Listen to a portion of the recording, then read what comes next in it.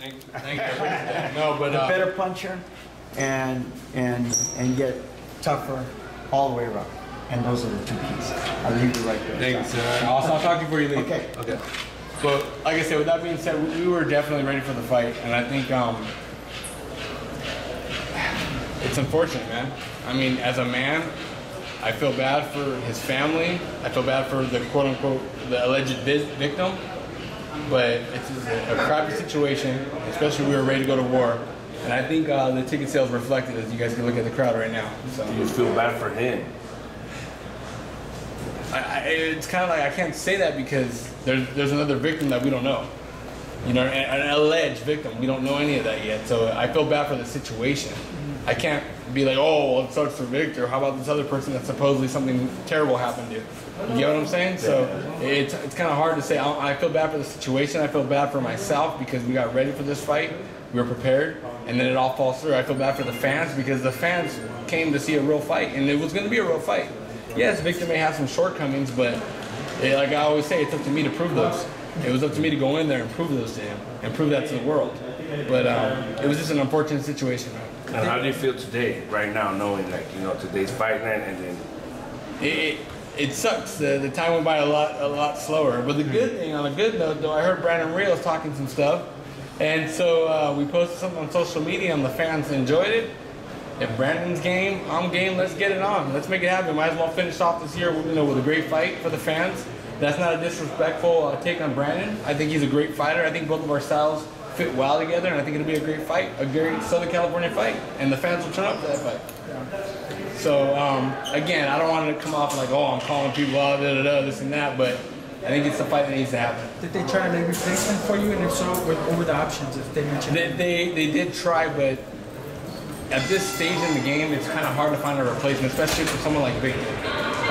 You know, Victor's still Victor, and it was tough for them to find a replacement, so it made no sense to go in there and fight some guy, go out there and have a sparring match, and take care of business and go on to the next. That made no sense, especially where we're at right now.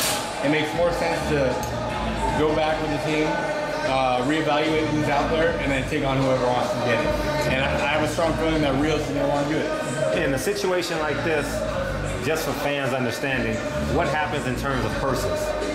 Is everyone shit out of luck, or is it percentages? He owes you money, or you get your guarantee? How does that work? I really can't go into that publicly. But with that being said, I'll be fighting soon, and I'm happy about that. I'm definitely not making what I was going to make that night, and that sucks because I have a family as well that I feed. But with that being said, I mean, I know I'll be back in there real soon. Wilder Fury undercard? Who knows? I said I don't need. I really don't need an 8-week camp. I just went through a whole very, very grueling camp for someone like Victor Ortiz. So I spoke into my team. I told them, hey, we don't need a crazy camp. Give me the guy, give me the project, give me the assignment, and let's go to work. So what do you tell Victor just at the end of the day, man? What do you tell him if he's listening? Just any advice or feelings? How do you feel? Just maybe nothing. To Victor personally, look at from a man's standpoint, my heart goes out to his family. Not so much him, but his family. These are decisions that he may or may not make. I don't know. They're all allegations, so it's not. I can't really. We don't know what the story is yet. I'll be able to tell you after everything unfolds. I feel bad for the family because I'm a family man myself. But we all make our own bed. We got to sleep on it. So or sleep in it.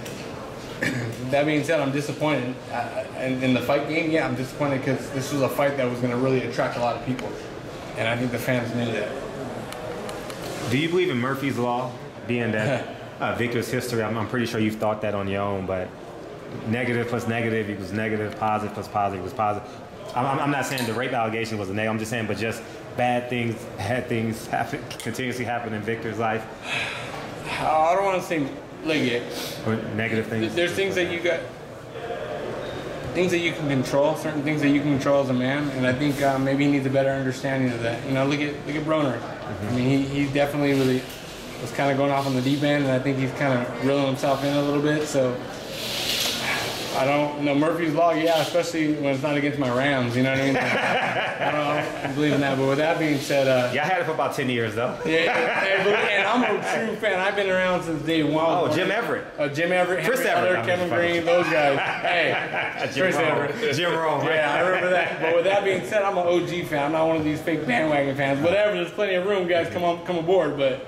Know your history of your Rams before you call yourself a Rams fan. All right, last thing. The last time a quarterback got off to that good start, it was in where? Talking about Mahone, right? Yeah, golf. Oh, golf. Yeah. Oh, there you go. Mahone's going off. Oh, is it? They won the Super Bowl last time. Yeah, Goff, man, he killed it in the Minnesota. And the Minnesota game was a barn burner. It was funny because we're walking out of the stadium, and there's a big 6'5" Minnesota fan. He's like, man, this is sad. That's sad. And I looked at him and I said, what's sad, man? He said, you guys can't even fill the stadium. I said, no, you want to know what's sad? What's sad is what happened to you against the Bills last week. That's what's sad. And he was like, oh, I'll agree with you on that. You can't fill the stadium. I said, you're too big to be a sore loser, man. You're a big dude. Don't be a sissy. And he looked at me like, I was like, yeah, don't go there, man. He was all drunk. That's sad. I'm all, that's what you're complaining about? Complain about those 2 L's you guys just took. Complain about that. 147 divisions. Yes. Talk about it. Is Porter just... Do I look 47? You look about 162? Yeah, 162. How much you weigh right now? How much are we right now? In the 50s. 50s? You look Yeah. good. You look good. You look healthy. Hey, well, how are you? Good to see you. 147, I want to display some more power. I want to show them what I'm all about. And I think this fight with Victor was going to show that. Because he's not a feather-fisted puncher. He can crack. Got to respect that. But I think this fight would have showed where my power is at and where it belongs.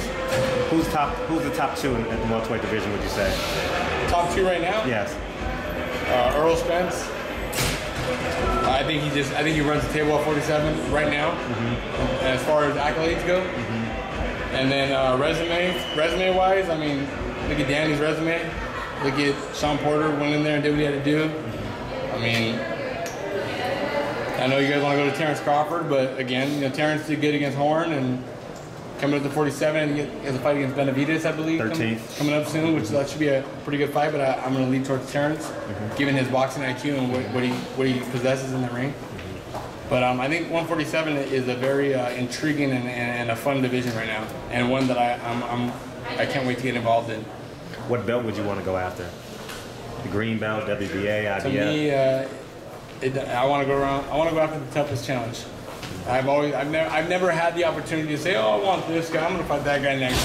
You guys know my career. I've never been the guy that pick and choose. I've always came in like, okay, let's see what John Molina can do. And the fights that I pulled out of the fire was not because someone was on my side. It was because I did what I had to do. And I'll take on that role. I'll continue to take that role. And let the naysayers say what they're going to say. Put me in the ring with them and let's get it on.